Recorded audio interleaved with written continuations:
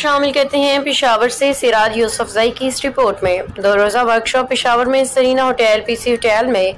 Ads की रोकथाम और इसमें मजहबी कायदीन के किरदार के बारे में मुनाकिद हुई, जिसमें सूबाई वजीर मजहबी उमूर जनाब अदनान कादरी, यूनिसेफ के सूबाई health lead doctor Inamullah Khan, focal person बराए HIV Pakistan Afghanistan doctor Rajdil Khan, DG health Wafaqul Madaris Al Arabia के सूबाई नाज़िम उमूमी मौलाना हुसैन अहमद, शेख अल हदीस मौलाना मुफ्ती मुख्तार अल्लाह कानी अकोड़ा खटक, उस्ताद अल हदीस प्रोफेसर मौलाना इजहारुल हक, प्रोफेसर डॉक्टर हाफिज अब्दुल गफूर, शेख जैद इस्लामिक सेंटर, शेख अल हदीस मुफ्ती अब्दुल रऊफ शाकर, मुफ्ती डॉक्टर एहसानुर रहमान उस्मानी जामिया उस्मानिया पेशावर, काजी हुसैन अहमद बख्शाली और दीगर दूसरे मसालिक के जय्यद उलमा किराम शरीक हुए।